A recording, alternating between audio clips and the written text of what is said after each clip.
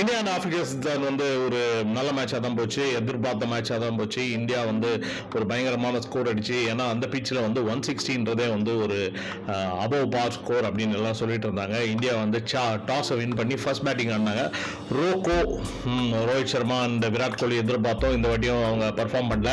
But இருந்தாலும் ரிஷப் பந்த் ஒரு நல்ல பிளாட்ஃபார்ம் போட்டார். அதுக்கப்புறம் சூரியகுமார் யாதவ் அவரோட டிப்பிக்கல் சூரியகுமார் யாதவ் இன்னிங்ஸ் ஆடினாரு.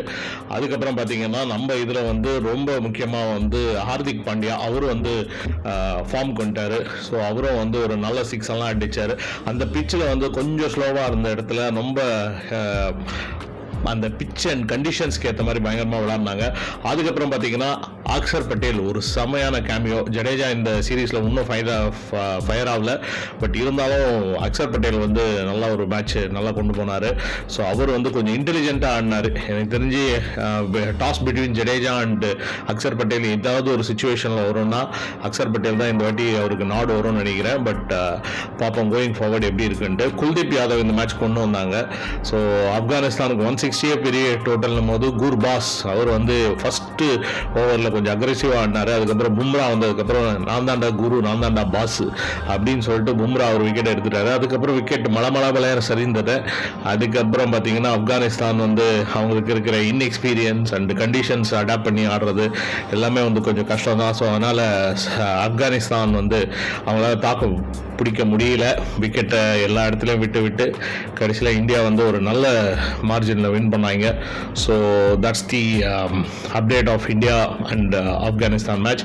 நாளைக்கு முக்கியமான match India and Bangladesh. Rain gods கையில் இருக்குது. வருண பகவான் என்ன சொல்ல போகிறாருன்னு தெரியல. ஏன்னா தண்டர் ஸ்டார்ம்ஸ் எக்ஸ்பெக்டட். ஏன்னா ஆஸ்திரேலியா பங்களாதேஷ் மேட்சும் ஃபுல்லாக முடியல. So India with full 20 overs match நடந்துச்சுன்னா இந்தியா ஸ்ட்ராங் ஃபேவரட்ஸ். பங்களாதேஷ் வந்து கொஞ்சம் கஷ்டம்தான். அண்ட் ஸோ நாளைக்கு வந்து பார்த்தீங்கன்னா இந்த ஓவர் காஸ்ட் கண்டிஷன்ஸில் இன்னொரு சீமர் கொண்டு வருவாங்களான்னு தெரியல. ஏன்னா சிராஜ் குல்தீப் யாதவ் உட்கார வச்சுட்டு திருப்பி சிராஜ் கொண்டு வரதுக்கு வாய்ப்பு இருக்குது. அண்ட் ரோக்கோ அவங்க வந்து நாளைக்கு என்ன பண்ண போகிறாங்கன்னு தெரியல.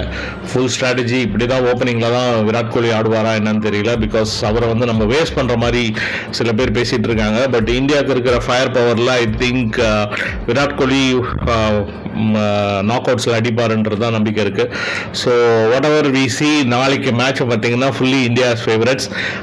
பங்களாதேஷ் வந்து கொஞ்சம் ஸ்கேர் கொடுப்பாங்க. பட் ரெயின் கார்ட்ஸ் அந்த விஷயத்தில் மட்டும்தான் நான் சொல்கிறேன். பட் அதை தவிர இந்தியா ஃபார் சுப்பி சைட் ஈஸியாக இந்தியா வின் பண்ணிடுவாங்க நாளைக்கு.